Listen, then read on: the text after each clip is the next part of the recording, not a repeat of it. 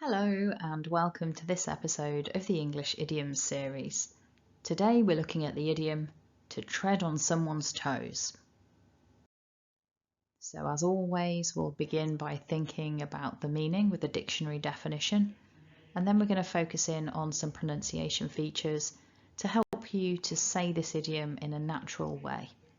And then of course we'll finish with a couple of examples because it's really important to think about suitable contexts when you're using idioms, and also to think about how you might modify the grammar of an idiom, because these phrases are quite fixed. There are only certain parts of the grammar that you can get away with changing. So for example, with the idiom to tread on someone's toes, it wouldn't be appropriate to change the word toes for a different body part. But you can change other elements of the idiom in order to manipulate the grammar in a way that works. So we'll have a look at that as well. So to tread on someone's toes, the meaning is to say or do something that upsets or annoys that person, especially by involving yourself in matters that are not your responsibility. So that's the definition taken from the Cambridge Dictionary. So basically what you're doing, if I had to pick alternative ways to phrase this, I would say that you're maybe poking your nose into somebody else's business. You're stepping onto their ground, as it were. So imagine if you very physically do tread on someone's toes, it literally means that you put your foot on top of their foot and you stand on their toes.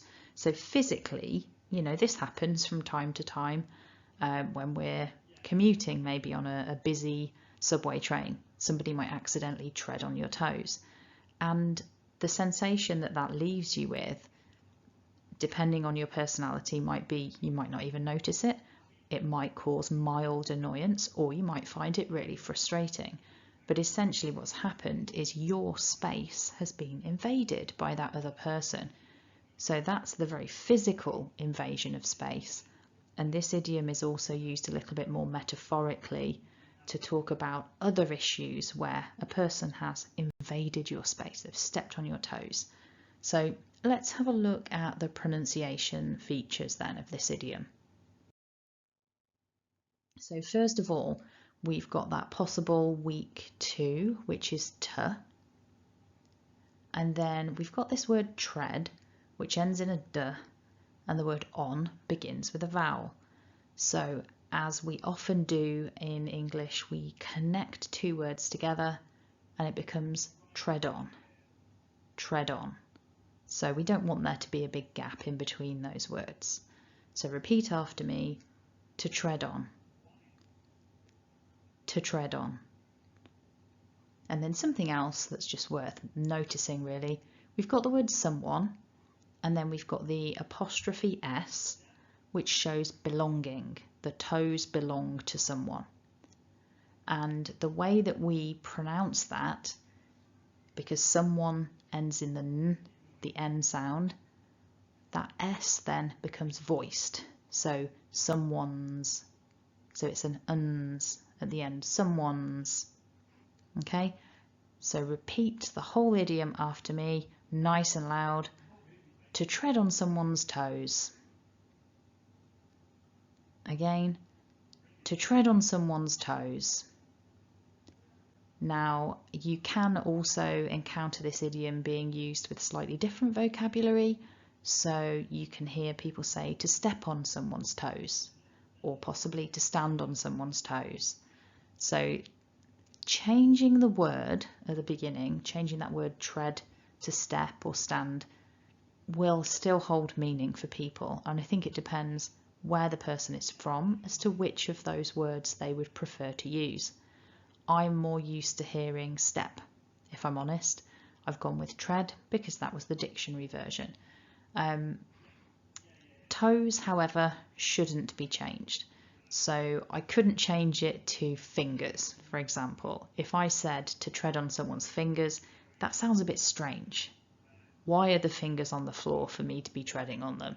It's a bit odd. So with idioms, you've got to be really careful. There are some parts that we can change, and there are other parts that we definitely shouldn't change. Okay, so thinking about that then, we'll have a look at a couple of examples and see how this idiom fits into the grammar of a larger sentence.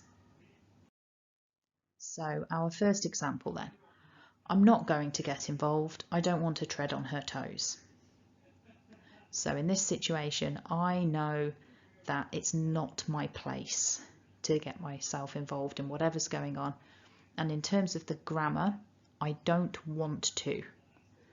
So the phrase in front of the idiom, I don't want to tread on her toes, that tells you when this is happening. Right now, this is how I feel. I don't want to, here and now. With sentence number 2, I wish he would mind his own business. He's always treading on my toes. So we've got another nice idiom there, to mind your own business. That means to not pry, to not get involved in other people's matters. So I want him to do this. I wish he would, which means he doesn't. He's always treading on my toes. So here we've changed the idiom itself by changing that verb tread. And when it comes, when we get a verb in the continuous form, and it's with this word always, someone's always doing something, it sounds like a complaint. He's always treading on my toes doesn't only tell you that he interferes with my business, but it also tells you a bit more about my feelings, because I've used always ing. I'm annoyed, I'm frustrated. So an alternative example with that structure might be, oh, she's always telling me what to do, or my teacher's always correcting my mistakes. If we use an always ing, it gives that sense that we're a bit irritated or annoyed with whatever the person does.